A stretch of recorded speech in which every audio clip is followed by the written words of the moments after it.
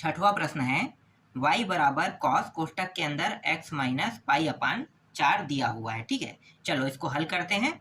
तो देखो यहाँ पे जो y है ना, इसको मैं मान लेता हूँ 0 मान लेता हूँ। ठीक है, y को क्या मान लेता हूँ मैं 0, और इसे मैं पहला समीकरण नाम दे देता हूँ।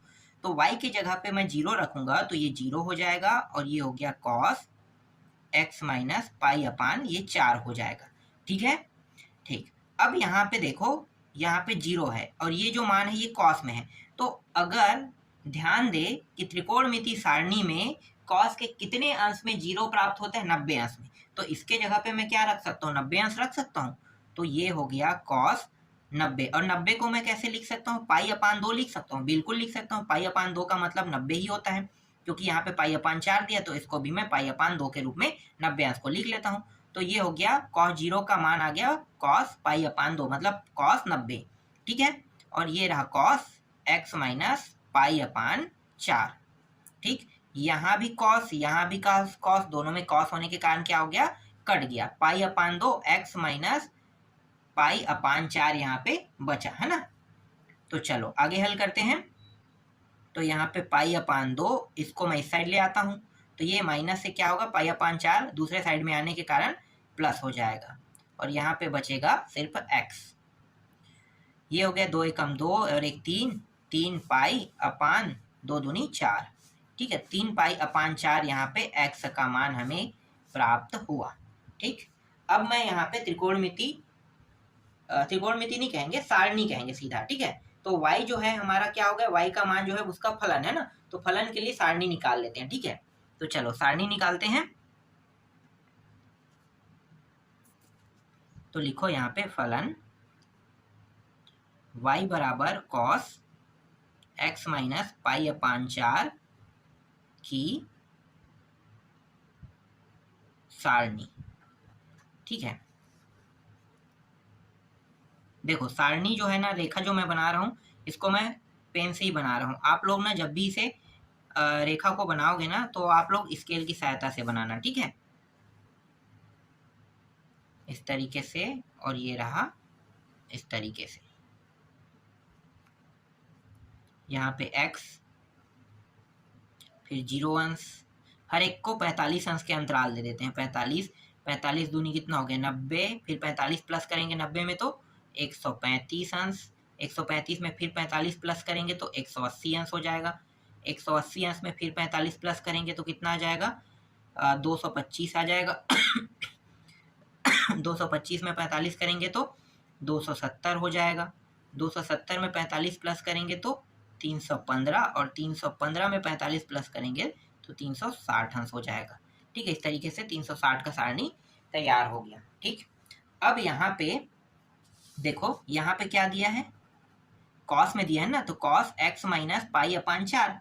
ठीक है, तो ये जो x माइनस पाई अपान 4 है ना, ये मान हो जाएगा। ठीक है, ये मान जो है, इस मान को अब हल करेंगे। ठीक है, कॉस को नहीं लेंगे, कॉस को लेंगे तो y का मान बनेगा। तो हम किसको ले रहे हैं, हम सिर्फ और सिर्फ इसको ले रहे हैं ना। तो चलो, तो यहाँ पे x माइनस पाई अपान 4।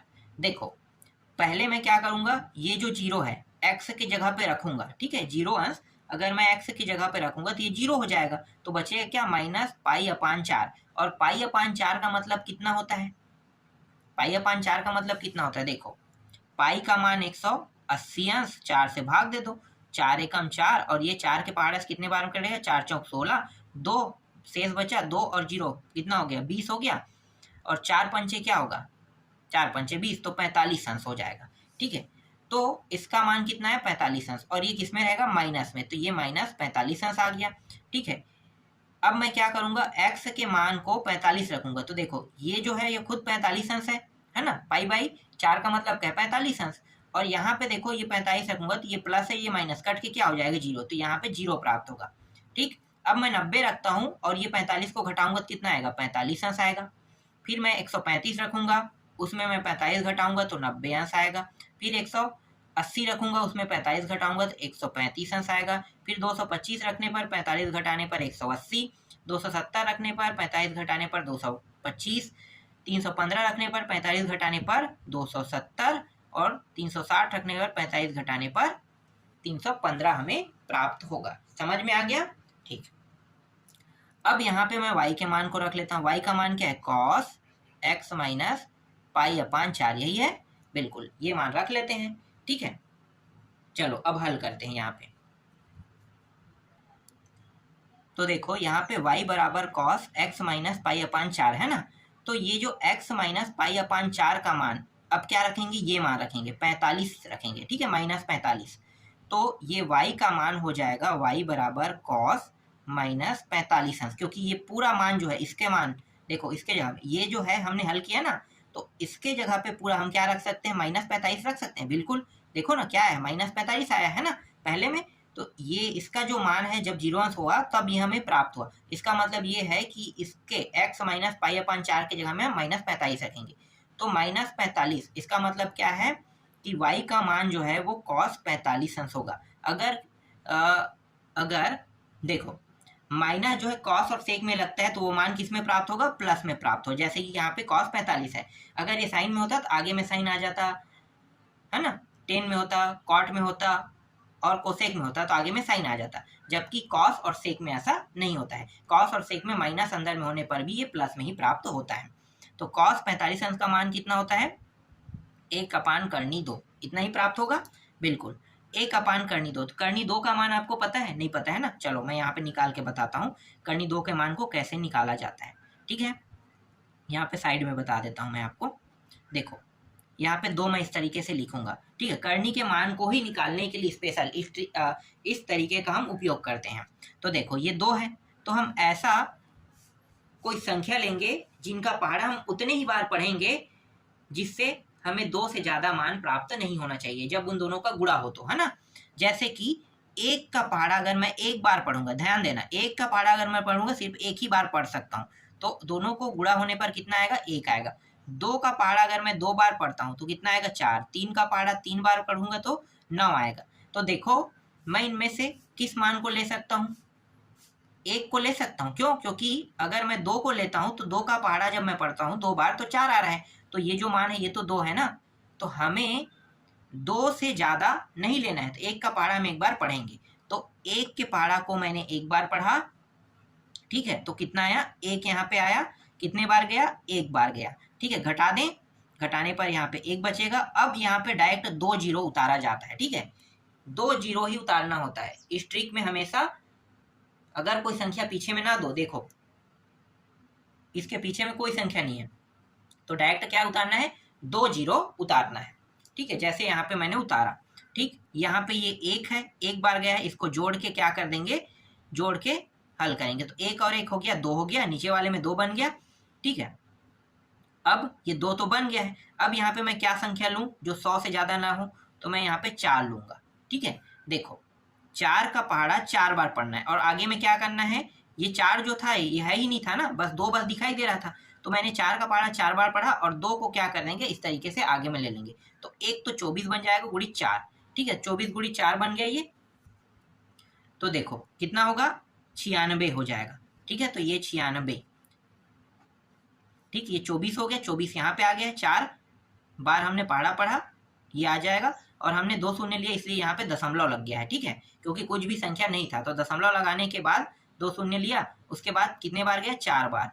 ठीक है, अब यहाँ पे 4 शेष बचेगा इस तरीके से, और ये जो 4 है इसको जोड़ देंगे इसके साथ, तो 4 4 8 और ये 2 28 हो गया। ठीक है, यहाँ पे फिर से 2 शून्य उतारेंगे, फिर से क्या उतारेंगे? 2 शून्य। अब यहाँ पे देखो एक बार ही मैं पहाड़ा पढ़ सकता हूँ। बिल्कुल, तो एक बार पढ़ूंगा तो 2 8 1, घटा दो तो ये हो जाएगा 9 1 1। ठीक है, और यहाँ पे 1 आएगा। ठीक, तो देखो दशमलव कितने स्थान तक हमने प्राप्त कर लिया? 2 स्थान तक की। ठीक है, अगर मैं चाहूँ तो दशमलव के 3 4 5 स्थान, जितना स्थान है उतना मैं प्राप्त कर सकता हूँ, है ना। तो मैं क्या करूंगा? यहाँ पे मैं 2 स्थान तक ही प्राप्त करूंगा, आगे नहीं बढ़ूंगा। तो यहाँ पे देखो आगे शेष बच रहा है हमारे पास। ठीक है, शेष बच रहा है, तो मैं इसको कैसे लिख सकता हूँ? 1.4 और इस 1 को मैं 2 लिखूंगा। क्यों? क्योंकि ये आगे हल हो सकता है। अगर ये मान 0 0 होता तो मैं यहाँ पे 1 का 1 रखता, लेकिन आगे ये हल हो रहा है, शेष बच रहा है, इसलिए इसे मैं कैसे लिखूंगा? 1.42 मैं इस तरीके से लिख लूंगा। ठीक है, तो यहाँ पे ये जो करनी 2 है इसका मान कितना आया? 1.42 करनी 2 का मान प्राप्त हुआ। ठीक, अब 1 को 1.42 से भाग करते हैं। ठीक है, तो भाग कर देना।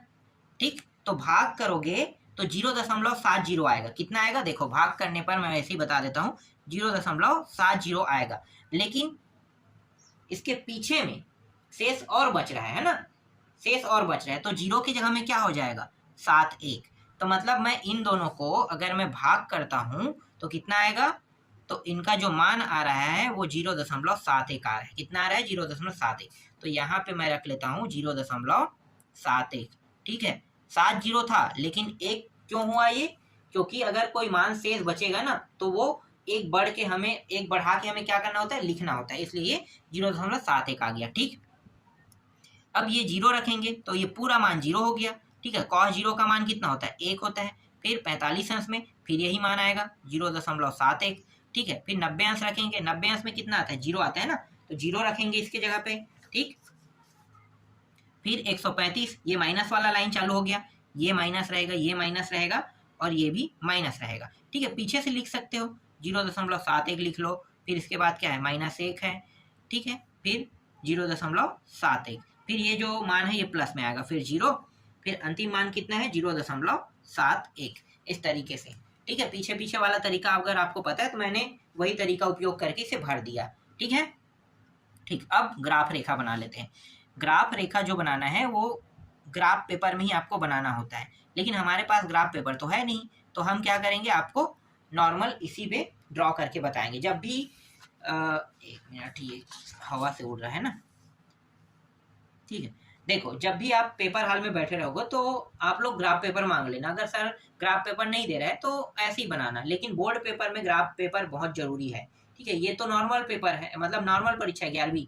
ठीक है, 11वीं बोर्ड नहीं है, 12वीं बोर्ड है, तो बोर्ड में जरूरी होता है ग्राफ पेपर में ही बनाना, तभी आपको नंबर दिया जाएगा। अगर उस समय आपके पास ग्राफ पेपर नहीं है तो आपका नंबर काट देगा वो। ठीक है, चेक करने वाला नंबर काट देगा। इसलिए ये याद रखना कि वार्षिक पेपर में जब भी आप ऐसे कोई ग्राफ बना रहे हैं तो उसको आपको ग्राफ पेपर में ही बनाना है। 11वीं में जरूरी नहीं है, ठीक है, पर 12वीं में बहुत जरूरी है। चलो यहाँ पे दर्शा लेते हैं 0.5, फिर -1, 0.5, ये भी माइनस है ना, और ये ऊपर 1, ये प्लस प्लस, ये y का है, ये y डैश का है और ये x सीरीज है। ठीक, यहाँ पे सबसे पहले मैं रख लेता हूँ 0 रख लेता हूँ, नहीं यहाँ पे बढ़ा के लिखते हैं, 45 से शुरू करें, 45 दूनी 90।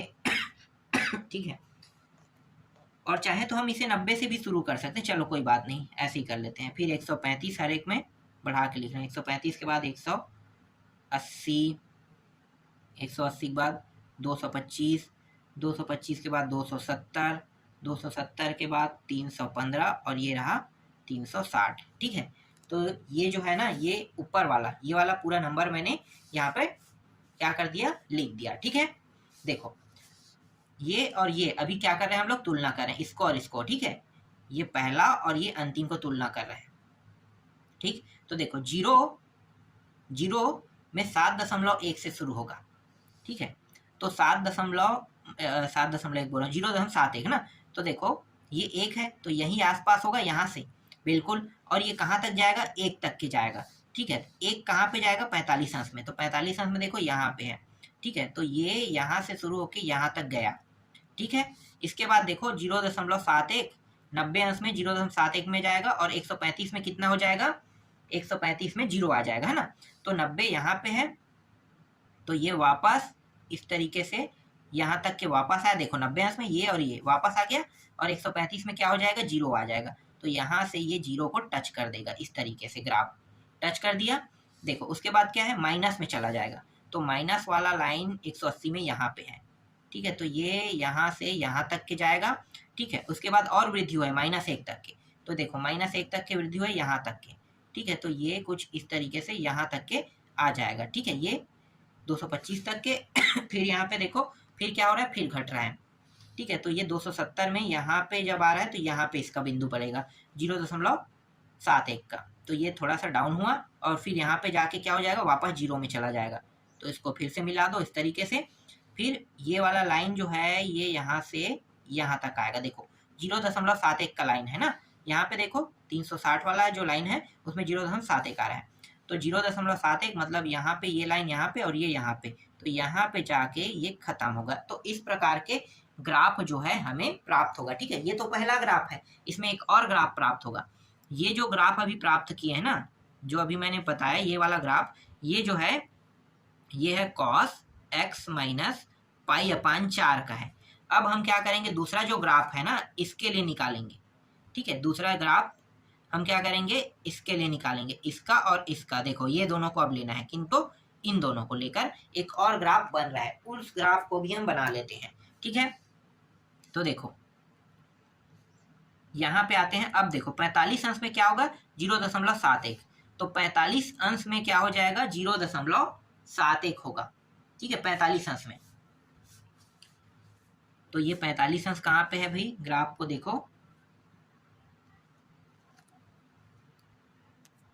तो इस ग्राफ में करेंगे क्या, देखो हर एक में 45 के क्या किए थे, घटाए थे ना, इससे हर बार क्या हुआ था, 45 कम होते गया। देखो ये देखो 0, ठीक है 45, फिर 45 कम करेंगे, घटा घटा के लाए थे, फिर 90 में कितना घटाएंगे भाई, यहाँ पे देखो 45 घटाएंगे, फिर यहाँ भी 45 कम हुआ है। तो ग्राफ में क्या होगा, ये जो मान आया है ना, ये हर एक मान जो इससे क्या होगा, एक कम प्राप्त होगा। मतलब ये रेखा जैसा प्राप्त हुआ है, जो ग्राफ सेम टू सेम ऐसे ही प्राप्त होगा, लेकिन एक कम होके प्राप्त होगा, है ना। देखो तो कम होके प्राप्त होगा, तो यहीं से हम शुरू करेंगे, हालांकि शुरू तो यहीं से करेंगे, लेकिन ये देखो 0 में ये यहाँ पे आ जाएगा, कहाँ पे, 90 में। ठीक, एक कम है, देखो यहाँ पे ये यहाँ पे आ रहा है, तो यहाँ पे इस बार प्राप्त होगा, हमें क्या प्राप्त होगा, यहाँ पे। ठीक है, ध्यान देना 180 में 0 प्राप्त होगा, ये इस तरीके से। ठीक, और इसके बाद ये 215 में प्राप्त हुआ था, ये 270 में प्राप्त होगा, तो इसको हम इस तरीके से 270 तक ले जाते हैं और फिर इसे इस तरीके से ले जाएंगे। ठीक है, और ये वाला जो है ना, ये cos x का है, समझ में आया।